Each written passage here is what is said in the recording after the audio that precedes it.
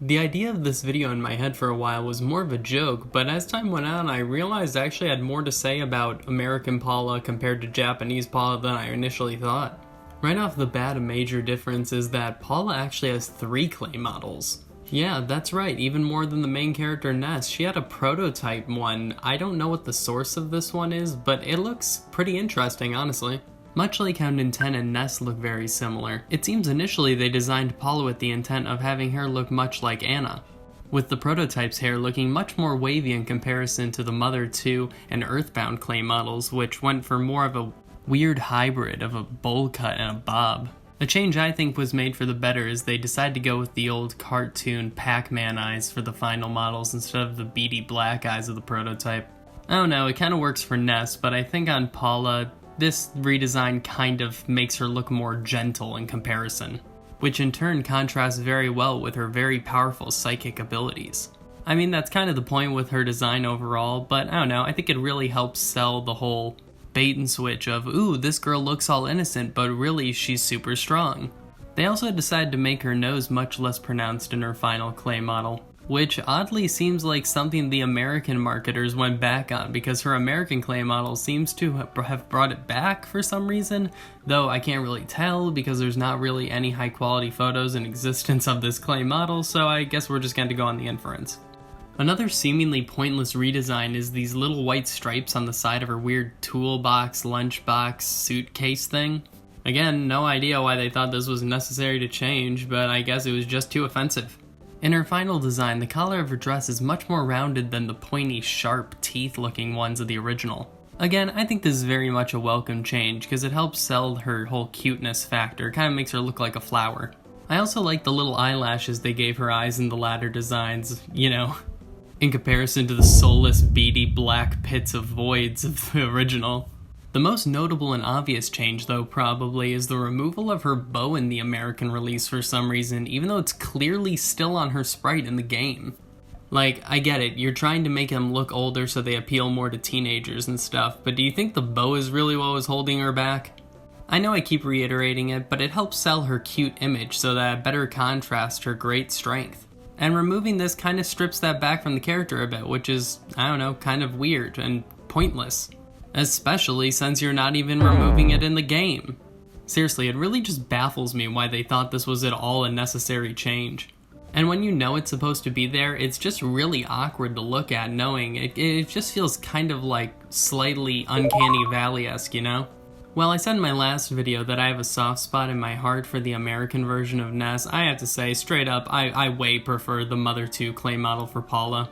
Though she doesn't talk a huge amount throughout the game, Paula still has some pretty clear characterization.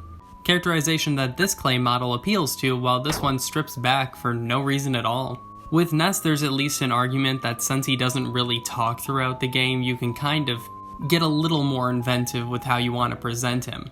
And I guess since it was the 90s, they decided to go with the cool skater dude thing. Overall, the American clay model for Paula just seems a lot sloppier than the one for Ness.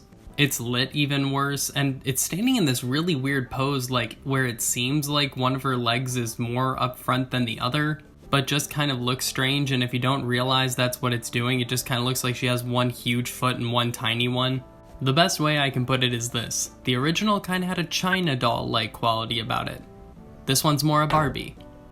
Oh well, I guess at least the Super Smash Bros. Series returned these characters to their former glory, and even went on to eventually give Paula, Pooh, Kumatora, and Boney all official 3D models that were animated, which is awesome. Sorry Duster, you're hopeless. And hey, guess what? Believe it or not, Paula actually went through a slight redesign in this process even. She now has pink shoes as opposed to original red ones. Again though, in my opinion, a welcome change. Speaking of Paula in Smash though, she's actually kind of important to the lore. The trophies for Ness and Lucas go out of their way to say their other party members, Paula and Kumatora, taught them their special moves that they didn't know in their respective games for Smash. But like, what? How? If they could just do that the whole time, why didn't Kumatora and Paula do this in their games? Her Smash Ultimate design also slimmed her up a little bit.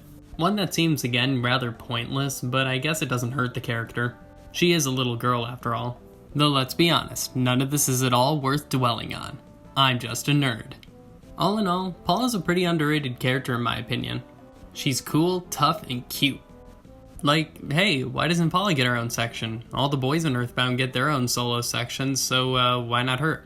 There are a couple neat ROM hacks, though, that make it so you play as Paula instead of Ness. She's just a cool character, and I wish we got more time with her on her own. There's something you could add in a remake if you wanted. It just feels weird that they all get one and she just doesn't. It feels very out of place. Like, they're the chosen four, but we only see 3 of them doing heroic things on their own while Paula gets captured. Like, come on. She knows fire and freeze when you get her, for Pete's sake. Like, how is she even captured? She's a stronger offensive magic user than Ness, strong enough to the point where she teaches his moves for Smash. Alright, I guess that's enough of my Paula apologetics routine. It is still just kind of weird to me, though, that Jeff and Pooh just went under no changes whatsoever. It looks really weird. Like, look at these dorks next to American Ness and Paula. Like, come on, Pooh's supposed to be the oldest of them. In Smash, however, they did give Jeff some pockets and some shoelaces. Whoopee. Pooh's still the same, though. Really, though, I just love all these characters no matter what shape or form they come in, though.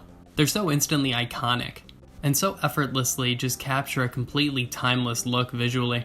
I love these Peanuts-looking dopes. I guess that's about it, though. Is there anything else to note about her clay model? Oh yeah, and can't forget to point out the most iconic difference of them all. The amazing artistic decision to slightly alter the pose from the prototype, which just stands with its arms out kind of awkwardly, while these ones look like they're about to pull a gun on you.